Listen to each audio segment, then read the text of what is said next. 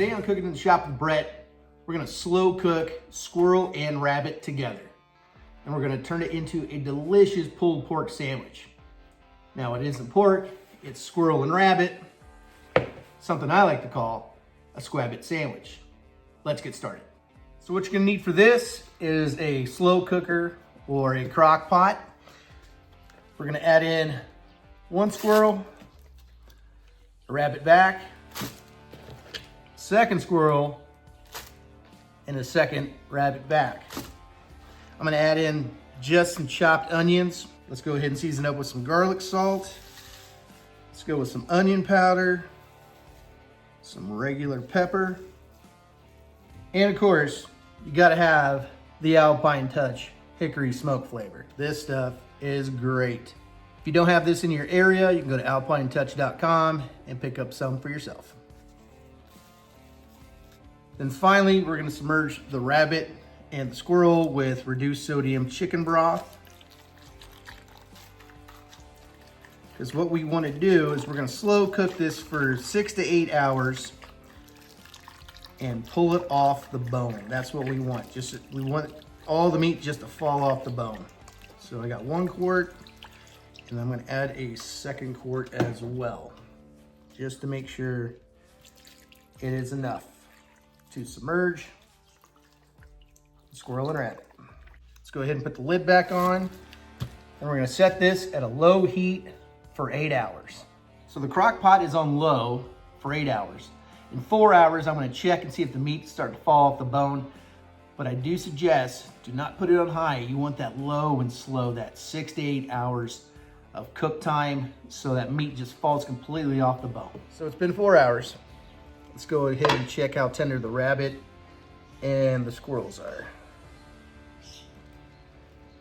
Pretty tender, but not quite there. But while we have it open, let's kind of push it around, kind of stir it up a little bit. Okay, we're gonna go ahead and close it back up. We're gonna check on it in another 2 hours. So it's been slow cooking for 6 hours and it smells wonderful.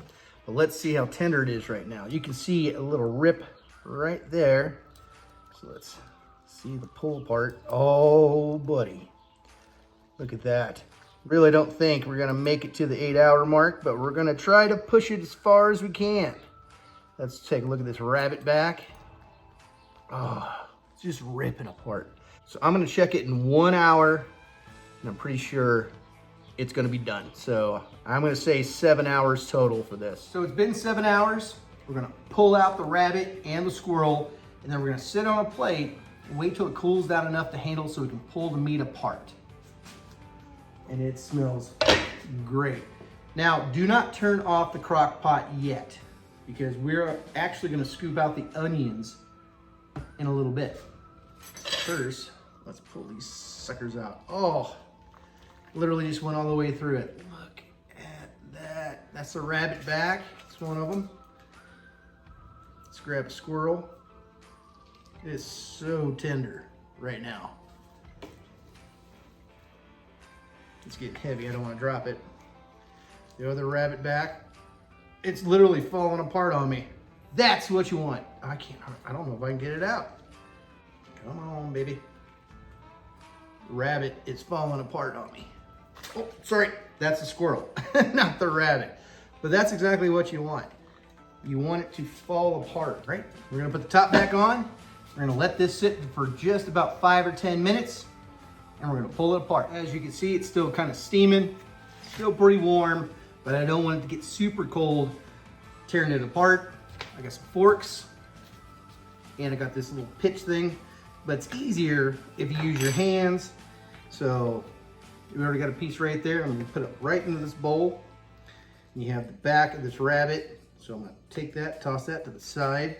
Or sorry, that's a squirrel. And then we're just gonna shred it up and put it in this bowl. And it will take a little while to do, but you definitely wanna make sure that you get the bones out. You do not wanna eat bones. So I wanna give you a little update. I'm about quarter of the way through it. You can see a pile of bones right here, but look at that. Look at that shredded squirrel and rabbit meat. So I'll get back to you once this is all finished. As you can see, I'm done shredding the squirrel and rabbit. Now we're gonna go back into the crock pot and grab some of those onions that were in there before. I'm just gonna grab a little strainer. See if I can grab some and add them in to the rabbit and squirrel mix. Next, what I'm gonna do is I'm gonna add some original flavor Alpine Touch. If you don't have Alpine Touch in your area, you can go to alpinetouch.com, pick yours up today. It's great stuff. So I'm just gonna season a little bit, not gonna overpower it. And next, I'm gonna add in the original KC Masterpiece barbecue sauce. This stuff is amazing. It's my opinion, the best on any barbecue. And if you like any other kind, it's kind of up to you, but this is my jam. Add a little bit, cover it up. Next, we're gonna stir it all together. And there we go. Let's throw it on a bun and get to eating. And there we go. A delicious rabbit and squirrel sandwich, which I call a squabbit sandwich. But before we dive in, we always have to give thanks and praise to God. Heavenly Father, thank you for this food. Thank you for letting us get these animals. You're feeding us well, and we're grateful, and we're humbled by you, Lord. And I pray that this food nourishes my body to serve you better, Lord, and to also support my family better. Because without you, we are nothing, and I am nothing. And I'm grateful, and I pray in Lord Jesus Christ's name. Amen. All right, let's dive in.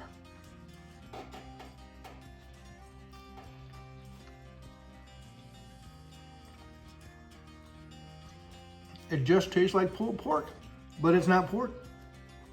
See, I could have gone to the grocery store and bought a bunch of pork, but instead, I spent time out in the woods, hunting, getting these animals. Way more worth my time than spending my money at a grocery store.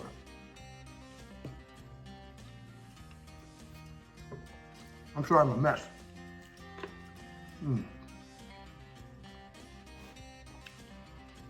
So if you like this recipe, please give this channel a like and subscribe. And until next time, you guys have a great day and God bless you.